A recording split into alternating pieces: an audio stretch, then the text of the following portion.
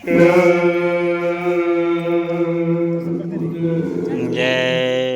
गुरुदेव। जय गुरुदेव। जय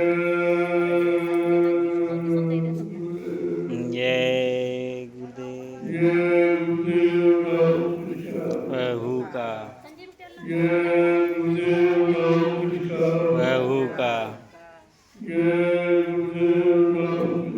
प्रभु का प्रभु का जय गुरुदेव।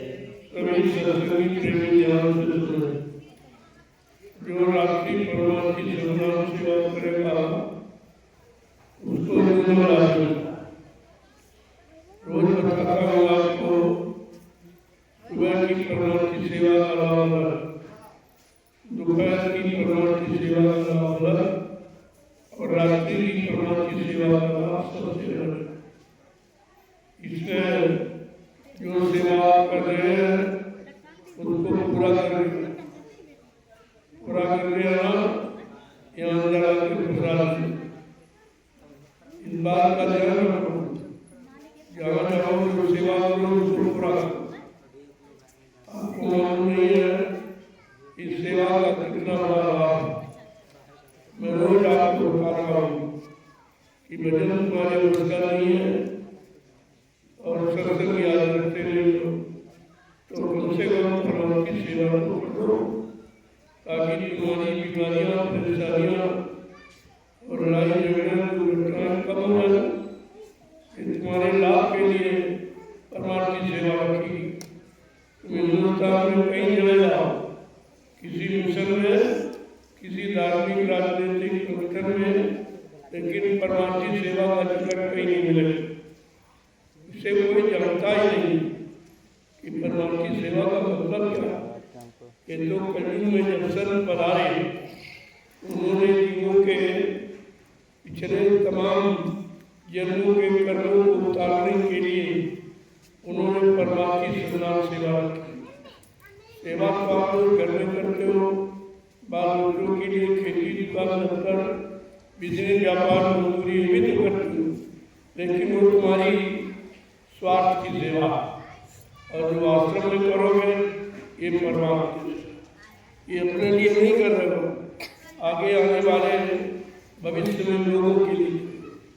जब तुम्हारी सेवा से कोई व्यवस्था बनेगी, तुम्हारी सेवाओं से जमीन ली जा रही, तुम्हारी सेवाओं से निर्माण कार्य होता है, तरह तरह के जो भी आपकी सुविधा के लिए काम किए जाते हैं, ये आपको तो लाभ मिलेगा ही, लेकिन जो चीज़ तैयार हो जाएगी तुम्हारी सेवा से, आगे आने वाले भविष्य में लाखों लोग उसका लाभ उठाएंगे। ये आपकी है परमात्मा की सेवा। तुम्हारे न रहने पर भी तुम्हारी सेवा बराबर उनकी बनी रहेगी, उसका लाभ आपको मिलता रहेगा। इसलिए सेवाओं से चूको मत। मैं तो सारे हिंदुस्तान के सभी मजहब धर्म के संगठनों के लोगों को आमंत्रित करता हूँ कि आप लोग निसंकोच मतभेद को हटाकर आप नैमिषारण्य की पावन पवित्र भूमि पर आ जाओ, जहाँ 88,000 ऋषियों ने तपस्या की। उस भूमि का लाभ अब आपको मिलने जा रहा है परमात्मा की सेवा के द्वारा। वैसे यहाँ तीनों का मुख्य आपके जीवन सुबह ठीक 4 बजे गड्ढा संग बजा कर आपको जगाया जाता है। एक प्रार्थना बोलकर दया मांगी जाती है, 1 घंटे सुमरन ध्यान भजन करते ये आत्मा के कल्याण के लिए। इसके बाद मुझे समय मिलता है तो मैं आपको सत्संग देता हूँ। सुबह शाम दोपहर जब मौका मिलता है, क्योंकि मेरा स्वास्थ्य बहुत खराब है, फिर भी मैं आपकी सेवा करता हूँ कि जब कभी मौका मिल जाता है तो आपको कोई न कोई इशारा संकेत कर देते, बस इतना ही पर्याप्त। अब वो भाषणबाजी प्रवचन का समय नहीं रहा। ये तो दुनिया में बहुत हो रहा है, राजनीतिक लोग भाषण दे रहे हैं, धार्मिक लोग प्रवचन कर रहे हैं, लेकिन काम कुछ नहीं हो रहा। कोई लाभ नहीं आपको दे रहा, सब व्यक्तिगत अपना लाभ उठाते। राजनीतिक लोग चंदा लोग वोट का लाभ उठाते और धार्मिक लोग दान दक्षिणा रुपया प्रसाद से ले रहे, ये तो अपना लाभ ले रहे, तुमको कोई लाभ नहीं दे रहा। इसलिए अगर आपको अपना लाभ प्राप्त करना है तो 88,000 ऋषियों की तपोभूमि नैमिषारण्य में आ जाइए और परमार्थी सन्नाम सेवा करके ये लाभ प्राप्त कर लीजिए, नहीं तो ये भी समय आपके हाथ से निकला था। जय गुरुदेव। जय गुरुदेव।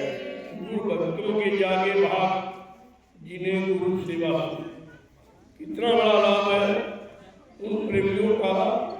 ये भाग्य जगह है जो समय से परमार्थी लाभ आपको मिलने जाना, और ये कहीं नहीं मिलेगा, क्योंकि संत महापुरुषों के परमार्थी वचन जो सुनता है, मानता है, अपनाता है, ऊपर चलता है, वही इसका लाभ उठा सकता है, उसी को विश्वास सेवाओं पर हो सकता है। बाकी तो इसके बारे में कोई जानता ही नहीं। सतयुग त्रेता द्वापर आपका ऐसे भी, सतयुग द्वापर भी, त्रेता भी था, उसमें परमात्मा की कोई रीति, कोई साधन नहीं था। ऋषि मुनि महात्मा केवल शारीरिक आपको पूजा पाठ सिखाते थे, जिससे तुम्हारा शरीर शुद्ध बना रहे, विकारों भोगों में न जाने पावे, बुरे पाप कर्मों में न जाने पावे, गंदे खान पान में न जाने पावे, तो दोबारा मानव शरीर फिर मिल जाएगा। लेकिन आज कलयुग में आपको जो परमार्थी सेवा का लाभ कि दोबारा आपका जन्म ही नहीं होगा, जन्म मरण से छुटकारा मिले, क्योंकि जब अनंत जन्मों का कर्जा करनी समाप्त हो जाता है तो मानव जीवन आवागमन से नहीं होता, इसके पहले नहीं होता। तो ये तो लाभ आपको जय गुरुदेव आध्यात्मिक गुरुद्वारा सदगुरु धाम नैमिषारण्य सीतापुर उत्तर प्रदेश में हो रहा है और दिया जा रहा है, इसलिए सबको सूचना दी जा रही। कोई गुरु परिवार का प्रेमी ये नहीं कर सके कि हमको बताया नहीं गया, क्योंकि परमार्थी सन्नाम सेवा विश्व में कहीं नहीं होती, कोई इसके बारे में जानता ही नहीं। वो तो पिछले युगों के इतिहास को पढ़ते सुनते सुनाते रटते, बाकी वर्तमान समय का वर्तमान युग के लिए क्या शिक्षा, क्या सिद्धांत है, कौन सी पूजा है, कौन सा श्रम परिश्रम है, ये तो लोग आपको बताते नहीं, कोई जानता ही नहीं। लेकिन आज इस सदगुरु धाम में ये चीज आपके सामने लाके खड़ी की गई है, और सभी प्रेमियों से आग्रह किया जाता इस समय निकाल कर आप इन परमार्थी सन्नाम सेवा में शामिल शरीक होकर अपने पिछले जन्मों के किए पाप कर्मों को उतार लो। बाकी कोई रास्ता, कोई तरीका, कोई विधि नहीं है जिससे आप उस कर्ज को उतार सके। जब तक कर्जा उतरेगा कोई जीवात्मा कामया के देश से निकल के जा नहीं सकती, वो जाने नहीं देगा, क्योंकि धर्मराज दरबार में सबका जहरा ले, वो सबकी तलाशी लेता है। भाई कोई कर्म रह तो नहीं गया, कोई कर्म करने का बाकी तो नहीं है, अगर बाकी होगा तो तुरंत आपको वहीं से लौटा देगा कि हमारा कर्जा पूरा करके आएगी। जब कलयुग में संत पधारे, उन्होंने जीवों को घर ले जाने का वादा किया है, तो जब तक वो कर्जा नहीं उतरवा लेंगे कैसे ले जाएंगे। इसलिए उन्होंने जीवों के इस पिछले जन्मों के कर्म कर्जे को उतारने के लिए परमार्थी सन्नाम से रखी है, वो 3 भागों में बांट दी, सुबह की, दोपहर और शाम। ये जो रात्रि की परमार्थी सेवा, इसका विशेष महत्व है, क्योंकि दिन में लोग परिश्रम नहीं करते, रात में कौन करेगा। लेकिन यहाँ तो आप 2-3-4 वर्ष से देख रहे हो कि रात में 12-12 बजे तक प्रेमी सेवा करता है। ये देखकर लोगों को आश्चर्य हो रहा, लेकिन उसका लाभ नहीं ले पा रहे, क्योंकि उनको विश्वास नहीं हो रहा, और बिना विश्वास के कोई काम सिद्ध होता नहीं। मैं बार बार आग्रह करता हूँ, प्रार्थना अपील करता हूँ सभी मजहब धर्मों के लोग, सभी गुरु परिवार के लोगों को, चाहे राजनीतिक चाहे धार्मिक हो, अगर आपने गुरु कर रखा है तो आज गुरु से लाभ लेने का समय आ गया। उस लाभ को आप परमार्थी रूप में ले लीजिए, आपके लिए अच्छा रहेगा। जय गुरुदेव। जय गुरुदेव। जय गुरुदेव। जय गुरुदेव। नाम किसका किसका, प्रभु का, जय गुरुदेव नाम किसका, प्रभु का, प्रभु का प्यारा नाम। जय गुरुदेव। समय से समय के संदेश को सुनना और अमल करना और करके अपना काम बना लेना, ये समय के बुद्धिमान व्यक्ति का लक्षण है। वो बुद्धिमान है जो समय से अपना काम, ये बुद्धिमानी नहीं कि पैसा में बच गए, दौलत में बच गए, औरत में बच गए, बच्चों में बच गए, खेती दुकान दफ्तर किसी व्यापार मजदूरी में फंस गए। ये तो फंसना है, निकलना नहीं है। यहाँ निकलने की बात की जा रही है। तो आप पहले से धीरे धीरे उससे निकलने की कोशिश करो। जब आश्रम में आओगे तो कुछ दिन जब रहोगे तो उतने दिन तो आप निकली आए।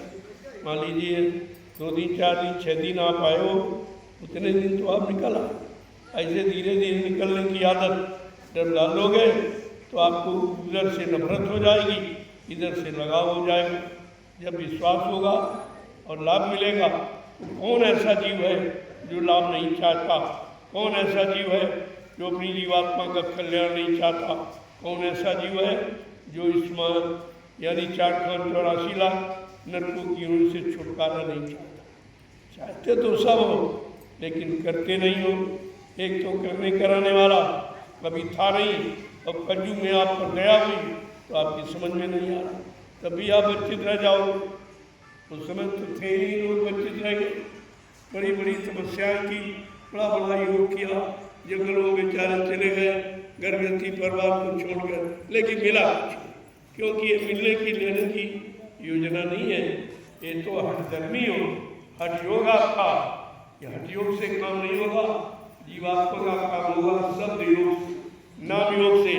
और जब समय का नाम जगाने वाला महापुरुष आ जाएगा, नाम को जगाएगा, नाम का प्रचार कराएगा, नाम से जीवात्माओं को जगाएगा और नाम रूपी बेड़ा भवसागर से पार ले जाने के लिए लगाएगा। जो विश्वास के साथ उस नौका पर बैठ जाएंगे वो अपने घर चले जाएंगे। कितना सरल तरीका कलयुग में नहीं समझ पाए, ये तुम्हारा दुर्भाग्य है। मैं 12 वर्ष से लगातार ये संदेश पूरे हिंदुस्तान में मंच लगाकर दे रहा था और देता रहा, लेकिन कितने लोगों ने सुना ये तो ऊपर निर्भर करता। देने वाले ने आपको खूब दिया और बदले में कुछ नहीं लिया, ना कोई दान दक्षिणा, ना रुपया पैसा, ना कोई सामान सम्मान। ये काम यहाँ नहीं किया जाता, यहाँ दिया जाता है, लिया नहीं जाता। क्यों? ये देने का दरबार है, लेने वाला लेने की वाली दुकान नहीं है। दुकानों में सौदा पैसा देके मोल मिलता है, दरबार में बांटा जाता। इसलिए दुकानें तो बहुत लग गई और लगती चली जा रही, क्योंकि सबको पैसा चाहिए, सबको सामान चाहिए, सबको सम्मान चाहिए और भगवान किसी को नहीं चाहिए। इसीलिए बात समझ में लोगों के नहीं आती। ये दरबार भगवान भगवत प्राप्ति का, तो जो सेवा आप देते हो वो आपकी इसलिए स्वीकार की जा रही।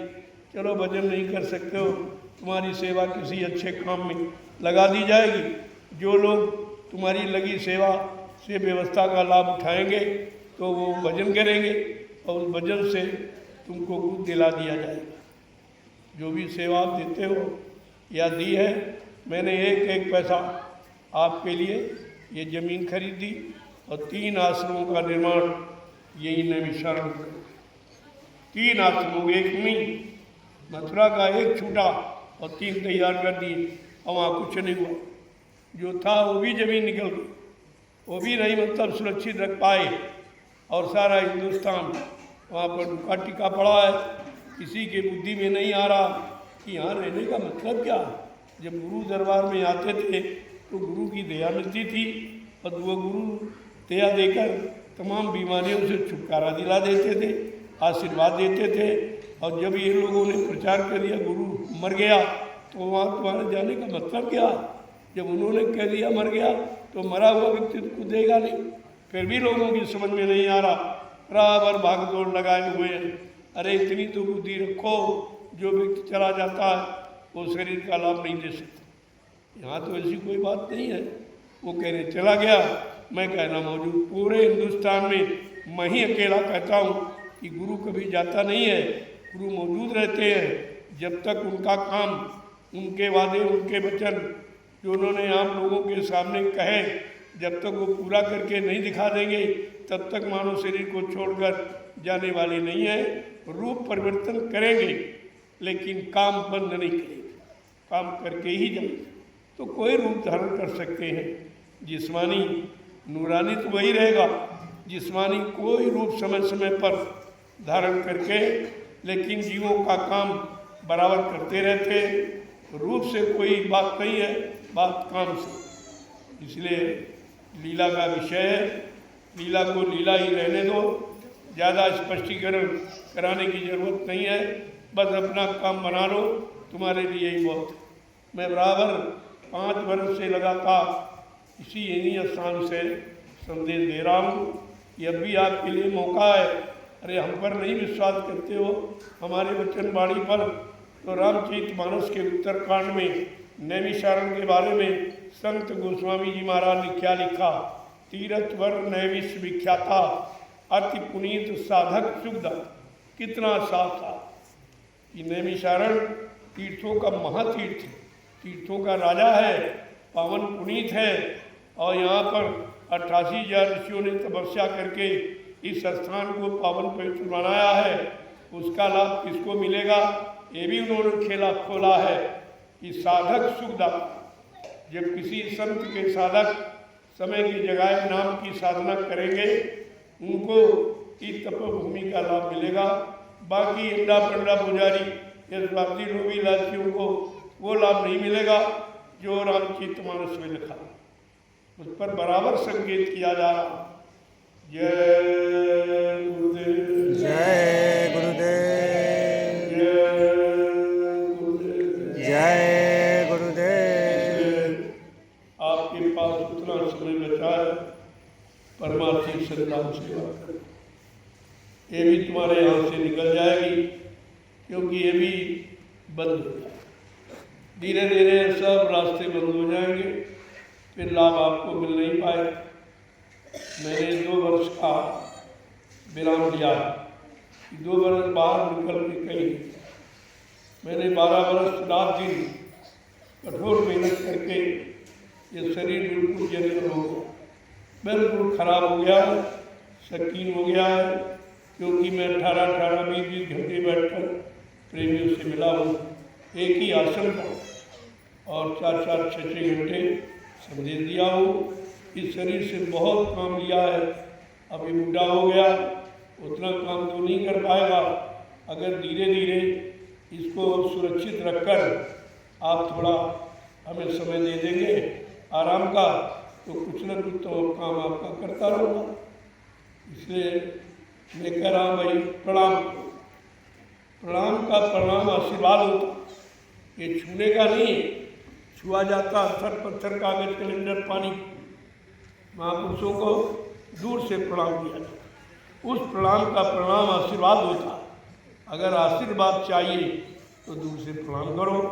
मैं बराबर 12 वर्ष से आपको करके बता रहा हूँ। मैं जब भी मंच पर आता हूँ आपको प्रणाम करता हूँ, मन से उठता हूँ तब प्रणाम करता हूँ, आपका दर्शन करता हूँ तब प्रणाम करता हूँ, दर्शन से चलता फिर प्रणाम करता हूँ। फिर भी तुम प्रणाम का प्रणाम नहीं समझ पाए कि मतलब क्या है। आशीर्वाद, हर प्रणाम पर आशीर्वाद आपको दिया जाता है। इसलिए अब थोड़ा दूर रहकर आप प्रणाम का प्रणाम आशीर्वाद ले लो, आपके लिए अच्छा है। ये पुरानी रीति रिवाजों को खत्म करो, उससे कुछ नहीं मिलेगा। लोग पत्थर के पैर छूते, कागज कैलेंडर के पैर छूते, आनी पानी तीरथ मुहूर्त के पैर छूते। ये तीरथ मुहूर्त, ये पत्थर कागज कैलेंडर नहीं है, ये है चेतन व्यवस्था। चेतन तो तुम घर में बैठे रहो, अगर आदेश का पालन करते हो तो तुमको यहीं से दया फेंक कर लाभ दे दिया जाएगा। आपको आने जाने की भी जरूरत नहीं पड़ेगी। लेकिन आप अभी ऐसा अपना स्वभाव बना नहीं पाए हो, इसलिए आपको आना पड़ता। तो आए हो तो सेवा जरूर करो। आदेश मिले न मिले, आपको तुरंत तत्काल सेवा के लिए निकल पड़ना चाहिए। सुबह जल्दी निकल जाओ, धूप हो जाए वापस आ जाओ। ये थोड़ी कहा जा रहा कि धूप में मतलब परेशानी उठाकर आप अप्रमियो जो रात्रि परमात्मा की सेवा कर रहे हैं, अब धीरे धीरे आप काम को पूरा करके वापस आओ और अपने इस रात्रि परमात्मा की सन्नाम सेवा का प्रसाद जरूर लें। ये प्रसाद वो नहीं है जो ऐसे ही लोग बांटा करते हैं। उन्होंने तो सुन लिया प्रसाद बनाना थोड़ी जाना, आज खरीद के ले आओ दुकान से प्रसाद। अरे प्रसाद खरीदा नहीं जाता, प्रसाद बनाए। ये बनाने की शक्ति तो किसी में है नहीं कि प्रसाद बनाना कोई नहीं कर सकता। हिंदुस्तान में कहीं चले जाओ, प्रसाद बनाना किसी को मालूम नहीं है। प्रसाद वो बनाता है जिसने अपने सद्गुरु दाता दयालु को उनके आदेश वचनों का पालन करके खुश कर दिया। जब खुश कर दिया तो उनकी दुआ दया किसी वस्तु में प्रवेश होकर जीवों को लाभ प्रदान कर सकता है, वो प्रसाद बनाता है। ये सबके बस की बात नहीं है, इसलिए प्रसाद में कभी भूल चूक मत करो। जो मिल जाए उसको ले लो और संभाल के रखो। तुम्हारे हमेशा आपकी मुसीबत में काम आएगा।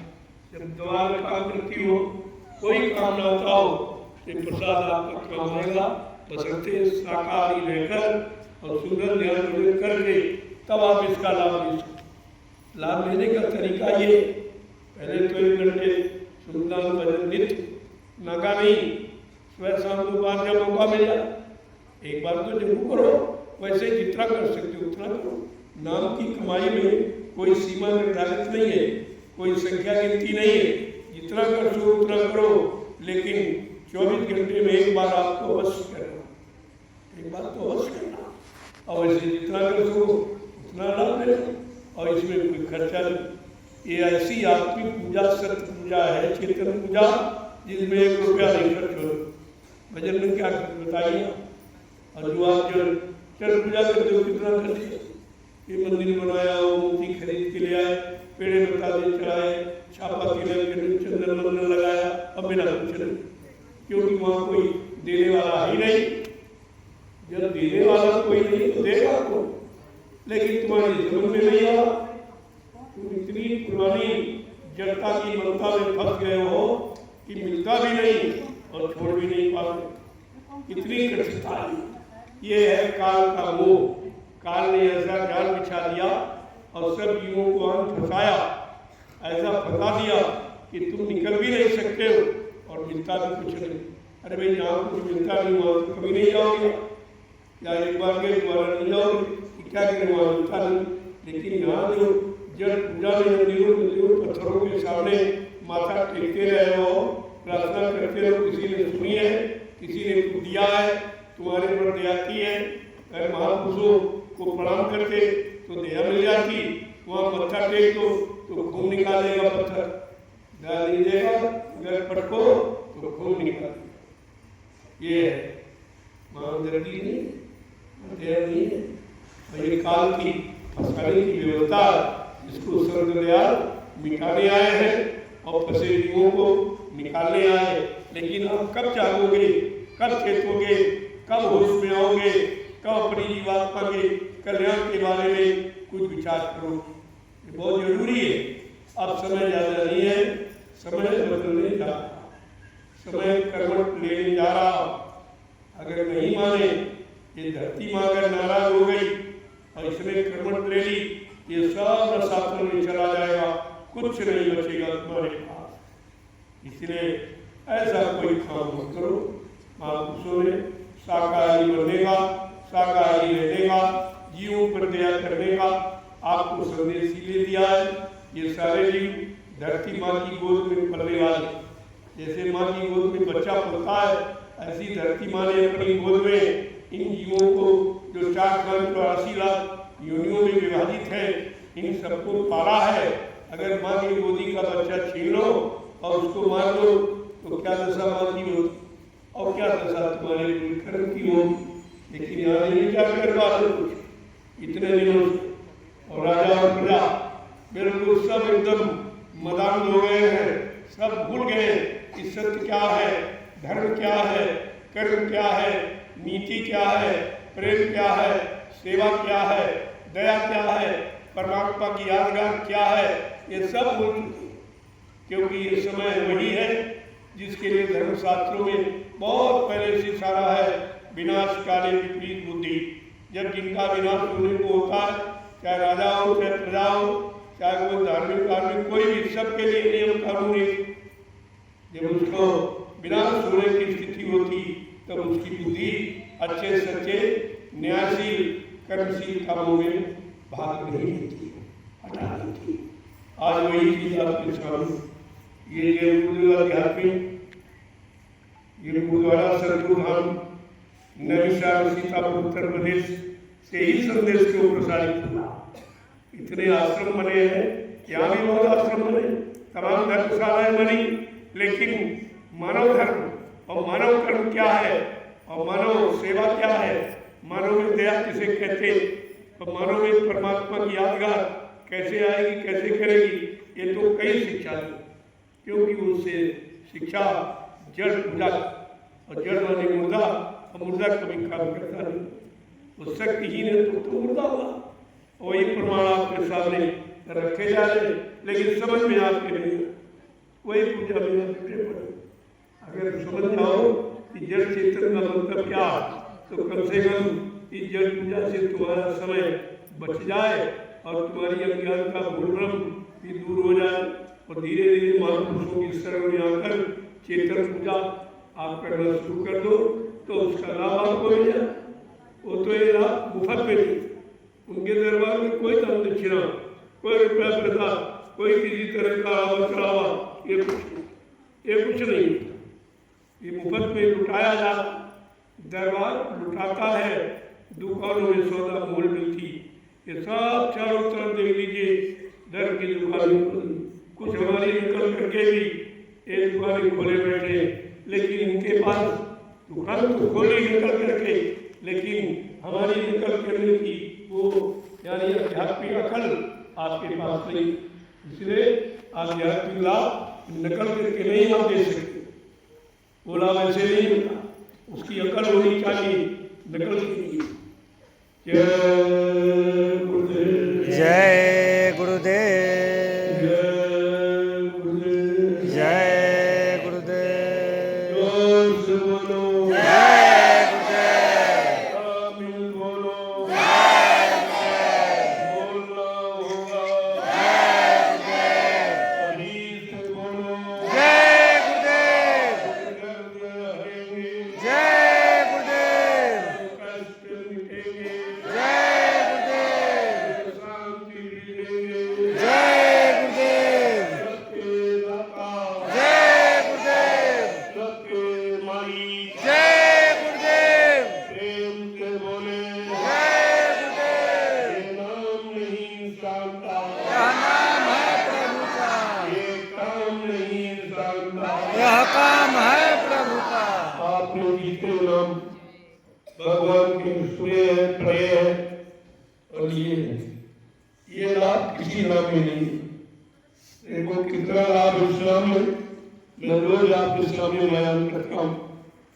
ये लाभ मिला है तो समझ लीजिए ये गुरुदेव नाम प्रभु का है, ये किसी आदमी इंसान कोई आत्मा महात्मा नहीं, प्रभु, और प्रभु सारी सत्ता का मालिक है, और प्रभु के अलावा और कुछ है नहीं। आज प्रभु नाम जीवों के कल्याण के लिए सामने लाके खड़ा किया गया कि अपने पिछले युगों के नामों का भूल भ्रम आप दूर कर दो। वो समय के नाम थे, सत्य थे, लेकिन तुम्हें है चाहिए, वर्तमान का चाहिए।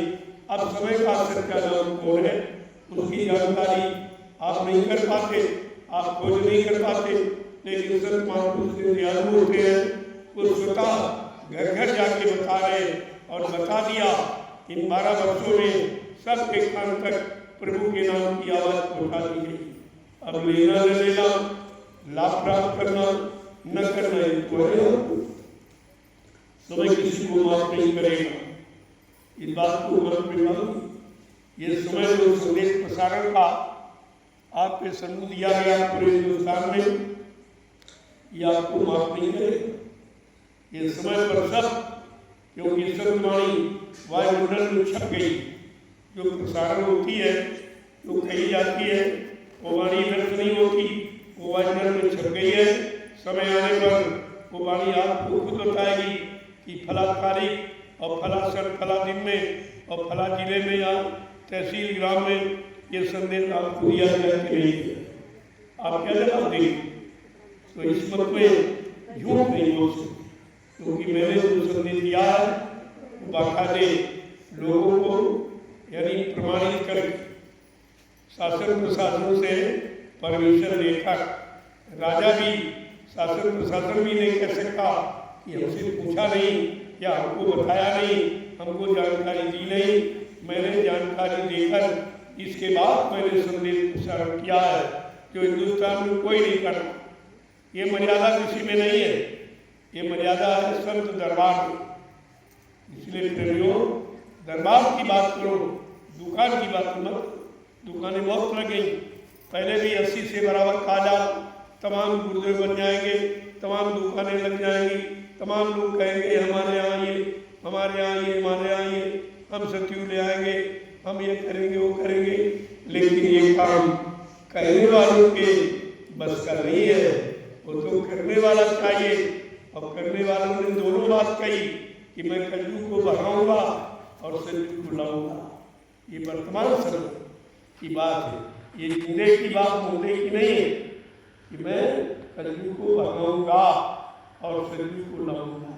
सबको न्याय सुरक्षा रोजी रोटी की व्यवस्था बना के दूंगा। ये राजनीतिक लोगों के कान तक ये संदेश पहुंचा दिया गया कि तुमने 70 साल की आज़ादी में कुछ नहीं कर पाए और कुछ नहीं दे पाए, सिर्फ लेते रहे, चंदा नोट वोट ये लेते रहे, महंगाई बढ़ाते रहे, गर्मी बढ़ाते रहे, बेरोजगारी बढ़ाते रहे, टैक्स बढ़ाते रहे, दुर्घटनाएं बढ़ी हैं, हिंसाएं बढ़ी हैं, हत्याएं बढ़ी हैं, घूस रिश्वत बढ़ी, लेकिन काम कुछ नहीं हुआ। तो राजनीतिक लोगों ने काम किया, न धार्मिक लोगों ने कोई काम किया। जहाँ 4 जगत गुरु सब, अरे एक गुरु सारी सृष्टि के लिए पर्याप्त, 4 धर्म गुरु और धर्म की ये हालत कि धर्म कहीं दिखाई नहीं दे रहा, किसी अंदर नहीं धर्म, धर्म में तो कोई है ही नहीं, सब अधर्म की तो, सब पाप की तरफ, सब झूठ की तरफ, चरकपट की तरफ भागे चले जा रहे हैं। कोई धर्म की बात सुनना नहीं चाहता। इतना खराब समय आ गया है, इस खराब समय से अगर बचना है तो नैमिषारण्य की पावन पवित्र भूमि जो 88,000 की भूमि है, उस पर आकर के अपना ये लाभ प्राप्त कर लीजिए। ये भी समय तुम्हारे हाथ से निकला। जय गुरुदेव, जय गुरुदेव, जय गुरुदेव, जय गुरुदेव। और लोग जो दिन की जो रात्रि और सुबह की जो सेवा आपने की है, उसका प्रसाद, ये प्रसाद आपकी सेवाओं का तोषिक ये कहीं नहीं मिलता। दुनिया में कहीं जगह प्रसाद कोई नहीं है, तुम ही खरीद के ले जाओ और पुजारी को दो, थोड़ा वो तुमको दे दो, बाकी अपने जब तक निकाल। लेकिन प्रसाद आज तक किसी ने आपको दिया नहीं है, इसलिए तुमको प्रसाद लेना मालूम भी नहीं। अगर कहीं मिला होता, किसी ने दिया होता तो जानकारी होती। ये केवल प्रसाद नैमिषारण्य की पावन पवित्र भूमि जय गुरुदेव आध्यात्मिक सदगुरुधाम या जय गुरुदेव आध्यात्मिक ज्ञानाश्रम या जय गुरुदेव आध्यात्मिक यानी ध्यानाश्रम, इन 3 आश्रमों में बराबर ये प्रसाद वितरण किया जा रहा है, ताकि आप प्रसाद के बारे में भूल चूक न कर बैठे कि अन्यत्र कहीं नहीं मिलेगा। जय गुरुदेव, जय गुरुदेव। आगे जीवन रक्षक गुरु पूजा महान पर जो 7 जुलाई से और 12 जुलाई तक जय गुरुदेव आध्यात्मिक ज्ञानाश्रम रामशाला मिश्री सीतापुर उत्तर प्रदेश की भूमि पर मनाया जाएगा। जो भूमि आपने अपनी सेवा देकर तैयार, मेरा कुछ नहीं, मेरे पास कोई रुपया भी नहीं, जो है सब आपका है और जो पूरा आपके लिए होगा और जो होता रहेगा वो भी आपके लिए होता रहेगा। मैंने अपने लिए कुछ नहीं किया, 1 इंच जमीन अपने नाम में, 1 रुपया तुम्हारा मैंने अपने कोई खाता खोल के नहीं दिया। हमें इसकी जरूरत नहीं है। हमको तो गुरु के आदेश का पालन करना है, उनके वचनों को सिद्ध करना है, उनकी आवाज़ को लोगों तक पहुंचाकर उसको चरितार्थ करना है। मेरा कर्तव्य इतना ही है, वो मैं बराबर कर रहा हूँ। न गुरु बनने का, न संत बनने का, न सदगुरु बनने का, न भगवान बनने का ये लक्ष्य उद्देश्य नहीं है। यहाँ बना नहीं जाता, यहाँ लोगों को बनाया जाता है। यहाँ काम अपने लिए नहीं किया जा रहा, लोगों के लिए काम करने की शिक्षा दी जा रही कि आप सेवा करके अपना काम कर लो और तुम्हारी सेवा से जो व्यवस्था बनेगी आगे आने वाले भविष्य में लाखों लोग उसका लाभ उठाएंगे। ये है परमार्थी लाभ। जय गुरुदेव।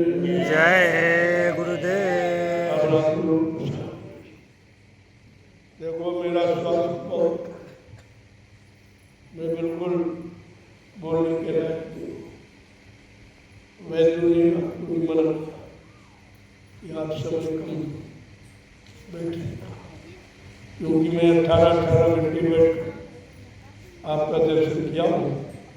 और सोच लो जो 18 घंटे बैठेगा नशे सब ब्लॉक दब जाता, खून का संचार कम होने लगता है, बीमारियाँ बढ़ने लगती हैं तरह तरह की। एक तरह से नहीं, ये सब आपका काम किया गया, बदले में बीमारी ली गई। आपसे बदले में पैसा नहीं लिया, न कोई सामान मांगा गया, आपकी बीमारी कष्ट मुसीबत को लिया गया ताकि आप स्वस्थ रहकर भजन करें, सेवा करें। और फिर भी नहीं करोगे तो मैं ब्याज क्यों आपको भुगतान करना। देता है महापुरुष से छप्पर फाड़ नहीं देता, और लेता है तो चमड़ी उधेड़ लेता है। इस बात को कभी भूलो मत। दया बिन संत कसाई, अगर दया हट गई तो कहा मेरे जैसा सृष्टि में कोई कठोर नहीं है। जब तक दया है तब तक लुटाता रहता है, लूटने वाले लूट लेते हैं, रहने वाले रह जाते हैं। तो आप समय से अपना लाभ कर लीजिए। मेरे पास समय बहुत कम रह गया, इसलिए मैं कम सेवा आपकी कर पा रहा, लेकिन जो चंद मिनटों में कर दूंगा वही आपके लिए बोलने के लिए 2 मिनट भी बहुत है। काम होना चाहिए, काम होने के बाद 2 मिनट हो जाए और अच्छा, लेकिन आपको समझने में देर है और समझाने के लिए ये समय बढ़ाया गया था। कितना समय हमने दिया आपके लिए, लेकिन आपने उसका कोई ध्यान नहीं। अब मैं विराम लेना चाहता हूँ, शांत रूप से बैठकर भजन करना चाहता हूँ, लोगों के कल्याण के लिए योजनाएं बनाना चाहता हूँ। उसको आप धीरे से समझ लो और लग जाओ, तभी आपका काम हो जाए। जय गुरुदेव। जय गुरुदेव। चलो प्रसाद देखो, कल सुबह अगर वो रह गया वो गोदाम के पीछे वाला तो उसको बिल्कुल बढ़िया से आप गिन लो, क्योंकि गुरुमा का समय नजदीक है। मुझे यहाँ से थोड़ा समय दो आप, ताकि मैं वहाँ पर ऊपर ज्ञान आश्रम में उस कार्यक्रम की तैयारी कर सकूँ। ले लीजिए प्रसाद।